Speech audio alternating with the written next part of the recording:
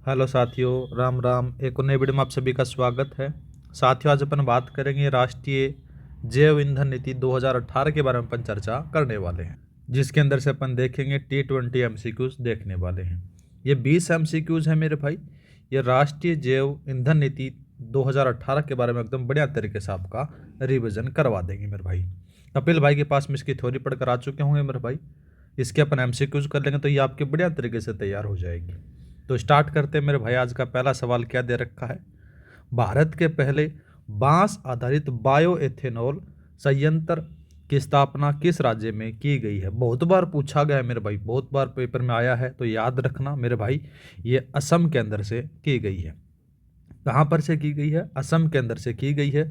और ज़्यादा पूछा जाए तो मेरे भाई याद रखना है कौन सा घाट है, याद रखना आपको गोलाघाट। कौन सा है मेरे भाई? गोलाघाट जिला है, ठीक है। और गोलाघाट जिला है, और गोलाघाट जिले के अंदर से साथियों कौन सा? नुमालीगढ़ रिफाइनरी में की गई है, ये भी याद रखना है। नाम भी आपको याद रखना है मेरे भाई। कौन सा है? नुमालीगढ़, नुमालीगढ़ रिफाइनरी, ठीक है। ये भी याद रखना है मेरे भाई, ठीक है। इसकी स्थापना की गई है। आगे बात करते हैं। नेक्स्ट सवाल दे रखा है, राष्ट्रीय जैव ईंधन नीति और एथेनॉल सम्मिश्रण लक्ष्यों के संदर्भ में निम्नलिखित कथनों पर आपको विचार करना है। ऐसा आरपीएससी सवाल बनाकर अब की बार आपको पेपर में देने वाली है। पहला बात करते हैं, भारत ने जून 2022 में पेट्रोल में 10% एथेनॉल बोले तो E10 मिलाने का लक्ष्य हासिल कर लिया है। ठीक बात है मेरे भाई। दूसरा बात करते हैं, E20 मतलब कि साथियों 20% एथेनॉल का लक्ष्य मूल रूप से 2030 तक था, जिसके बाद में उसे संशोधित करके बाद में साथियों उसको 25-26 कर दिया गया। ये बात भी यहाँ पर से सही है, ठीक है मेरे भाई। नेक्स्ट दे रखा है कि E27 बोले तो मेरे भाई कि 27% एथेनॉल का जो लक्ष्य है वो 2040 रखा गया है।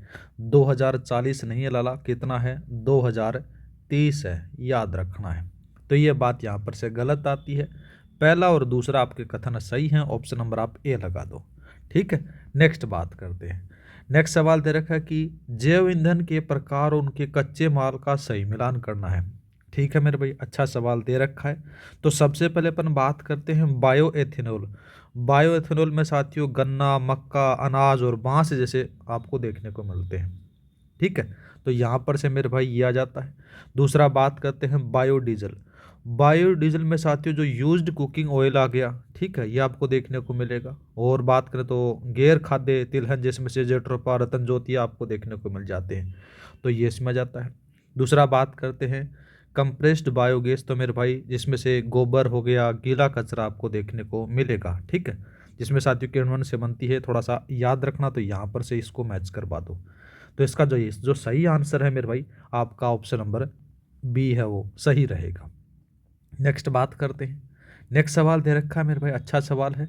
बायो एथेनॉल का उपयोग करने से कार्बन मोनोऑक्साइड बोले तो CO के उत्सर्जन में कितने प्रतिशत तक की कमी आती है, वो आपसे पूछा गया है मेरे भाई। तो याद रखना, इसके बारे में अगर बात करें तो एथेनॉल में ऑक्सीजन की मात्रा अधिक होने के कारण साथियों क्या होता है, यह ईंधन के पूर्ण दहन में मदद करता है, जिससे साथियों क्या होता है कि कार्बन मोनोऑक्साइड के उत्सर्जन में साथियों 25% की है ना वो कमी आती है। कितने परसेंट की कमी आती है? 25% की इसके अंदर से कमी आती है। ऑप्शन नंबर आपका सी है, वो सही रहेगा। नेक्स्ट बात करते हैं। नेक्स्ट सवाल दे रखा है कि जैव ईंधन की पीढ़ियों के संदर्भ में निम्नलिखित में से कौन सा युग्म सुमेलित नहीं है, वो आपसे पूछा गया है। पहला बात करते हैं मेरे भाई कि प्रथम पीढ़ी, जिसमें से बताया गया कि खाद्य अन्न फसलें जिसमें गन्ना, मक्का ये आपको देखने को मिल जाती है, ठीक है। दूसरा बात करते हैं दूसरी पीढ़ी। दूसरी पीढ़ी में यहाँ पर से बता रखा है गैर खाद्य स्रोत, जिसमें से पराली, बांस, कृषि अवशेष आते हैं। तृतीय पीढ़ी में बात करें तो मेरे भाई शैवाल आते हैं। यहाँ पर से बता रखा कि प्रथम पीढ़ी जिसमें से औद्योगिक कचरा और नगर पालिका ठोस अपशिष्ट आपको देखने को मिल रहा है। तो मेरे भाई ये बात एकदम गलत आती है, ठीक है, सुमेलित नहीं है। तो मेरे भाई ये जो औद्योगिक कचरा और नगर पालिका ठोस अपशिष्ट है, ये कौन सी पीढ़ी में आते हैं? तो मेरे भाई याद रखना, ये आपको देखने को मिलेंगे दूसरी पीढ़ी में। कौन सी में मिलेंगे मेरे भाई? ये आपको द्वितीय पीढ़ी में देखने को मिलेंगे, ठीक है, द्वितीय पीढ़ी में आपको देखने को मिलेंगे। तो यहाँ पर से ऑप्शन नंबर ये गलत आता है। प्रथम पीढ़ी में आपको बता दिया कि खाद्यान्न फसलें जिसमें गन्ना मक्का ये आपको देखने को मिलती है। नेक्स्ट बात करते हैं। नेक्स्ट सवाल दे रखा है मेरे भाई, नेक्स्ट सवाल दिया गया कि E27 लक्ष्य किस वर्ष तक प्राप्त करने का प्रावधान रखा गया है। तो मेरे भाई याद रखना 2030 तक आपको देखने को मिल जाएगा। ठीक है, अच्छा सवाल है जिसमें से साथियों 27% किया होगी मेरे भाई। याद रखना मेरे भाई 27% है ना, ये एथेनॉल का मिश्रण का लक्ष्य है जो भविष्य की तैयारी के रूप में रखा गया है। आगे बात करते हैं मेरे भाई, इसमें से 2025 के बारे में तो याद रखना इसमें से E20 आपको देखने को मिलेगा। ठीक है, दूसरा बात करते हैं 2028 के अंदर से बात करें तो मेरे भाई यहाँ पर से आपको देखने को मिलेगा जिसमें से CBG बोले तो मेरे भाई कंप्रेस्ड बायोगैस के लक्ष्य से संबंधित आपको देखने को मिल जाता है। 2028-29 आपको देखने को मिलेगा, याद रखना है। ठीक है, आगे बात करते हैं कंप्रेस्ड बायोगैस CBG के संदर्भ में निम्नलिखित कथनों पर आपको विचार करना है। पहला बात करते हैं मेरे भाई, अच्छा सवाल दे रखा है, इंपॉर्टेंट है, जरूर छप सकता है। पहला सवाल है कि यहाँ पर से कि यह प्राकृतिक गैस जिसमें से CNG के साथ में मिश्रण की जाएगी, ठीक बात आती है। इसका निर्माण गोबर पराली गीले कचरे के किण्वन से होता है, ये बात भी ठीक है। सरकार ने 2028-29 तक साथियों CBG के 5% सम्मिश्रण का लक्ष्य रखा गया है, ये बात भी यहाँ पर से सही है। तीनों कथन सही है लाला, ऑप्शन नंबर आप डी लगा दो। नेक्स्ट बात करते हैं बायोडीजल बनाने के लिए निम्नलिखित में से किस पौधे का उपयोग किया जाता है। तो मेरे भाई अच्छा सवाल है, बहुत बार पूछा जाता है, तो याद रखना ये रतन जोत या फिर जेट्रोफा कहा जाता है, उसका प्रयोग इसमें किया जाता है। ऑप्शन नंबर आपका बी है वो सही रहेगा। ठीक है, या फिर अपन बोल सकते हैं एक और आपको याद देखने को मिलेगा जोजोबा, कौन सा मिलेगा मेरे भाई, जोजोबा भी आपको दे सकता है, भी थोड़ा सा याद रख लेना। ठीक है, आगे बात करते हैं मेरे भाई, यहाँ पर से दे रखा है, यहाँ पर से देखो कि आर्थिक समीक्षा और जैव ईंधन नीति के तहत ट्राईफ्यूल, कौन सा मेरे भाई, ट्राईफ्यूल अवधारणा में निम्नलिखित में से कौन शामिल नहीं है, वो आपसे पूछा गया है। तो मेरे भाई याद रखना यहाँ पर से ट्राईफ्यूल में आपको 3 प्रकार के ईंधन देखने को मिलेंगे। कौन कौन सा, एक बायो एथेनॉल जिसको पेट्रोल के लिए है, दूसरा बात करते हैं बायोडीजल जो डीजल के लिए है, एक आता है मेरे भाई कंप्रेस्ड बायोगैस जिसमें से CNG के लिए शामिल है, याद रखना है। ग्रीन हाइड्रोजन है ना, ये यहाँ पर से आपको नहीं देखने को मिलेगा, ऑप्शन नंबर आपका सी है वो सही रहेगा। नेक्स्ट बात करते हैं सम्मिश्रण लक्ष्यों को उनके निर्धारित वर्ष के या फिर प्रतिशत के साथ में सम्मिलित करना है। पहला बात करते हैं मेरे भाई कि E10 एथेनॉल के बारे में अपने को बात देख रखी है, तो मेरे भाई यहाँ पर से ये है 10%, मतलब कि जून 2022 में इसको हासिल कर लिया गया था। दूसरा बात करते हैं बायोडीजल, तो मेरे भाई बायोडीजल के बारे में बात हो रही है तो 5% सम्मिश्रण का आपको 2028-29 तक देखने को मिलता है। दूसरा आता है मेरे भाई CBG कंप्रेस्ड बायोगैस के बारे में आपको देखने को मिलेगा। देखो सॉरी, इसको थोड़ा सा चेंज करना मेरे भाई, ये है ना जो CBG वाला, ये 2028 तक ये है, जबकि बायोडीजल है ये 5% तक है मेरे भाई, ये आपको 2030 तक आपको देखने को मिल जाता है। ठीक है, तो इसके साथ में जो आपका सही आंसर रहेगा मेरे भाई ऑप्शन नंबर ए रहने वाला है। नेक्स्ट बात करते हैं बायो एथेनॉल का ऑक्टेन नंबर पेट्रोल की तुलना में कैसा होता है, वो आपसे पूछा गया है मेरे भाई। अच्छा सवाल है, याद रखना अधिक होता है, इसमें अंदर से क्या होता है, अधिक होता है, याद रखना। बायो एथेनॉल का जो ऑक्टेन नंबर है वो पेट्रोल से अधिक होता है, जिससे साथियों इंजन की क्या होती है, परफॉर्मेंस अच्छी होती है, थोड़ा सा याद रख लेना। ठीक है, आगे बात करते हैं बायो एथेनॉल के उपयोग से होने वाले आर्थिक लाभों के संबंध में कौन सा कथन सत्य है, वो आपसे पूछा गया है।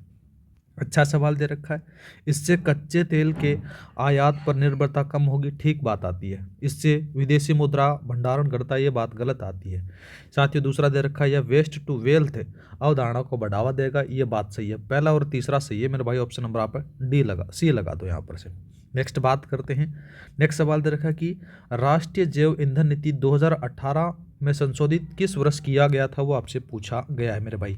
तो 2022 में इसका संशोधन किया गया था, याद रखना है। ऑप्शन नंबर आपका सी है वो सही रहेगा। नेक्स्ट बात करते हैं बायो एथेनॉल का एथेनॉल रासायनिक रूप से क्या है, वो आपसे पूछा गया है मेरे भाई।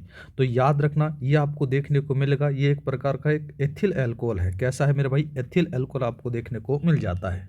अब दूसरा बात करते हैं मिथाइल अल्कोहल। मिथाइल अल्कोहल मेरे भाई ज़्यादा कोई खास नहीं होता, जहरीला होता है, इसका यूज ही क्यों करेंगे, ठीक है, आपको देखने को मिल जाता है। मेन रूप से बात करें तो एथिल अल्कोहल है, याद रखना सवाल छुप सकता है।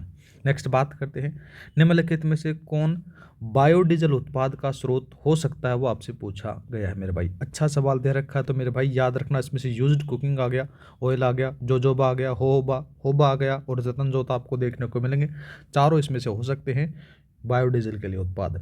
नेक्स्ट बात करते हैं वर्ष 2014 में पेट्रोल में एथेनॉल मिश्रण का प्रतिशत कितना था, वो आपसे पूछा गया है मेरे भाई। तो याद रखना यहाँ पर से आपको 1.5% था, जबकि 2022 के बारे में अगर बात करें तो मेरे भाई ये आपको 10% तक पहुँच गया था, याद रखना है।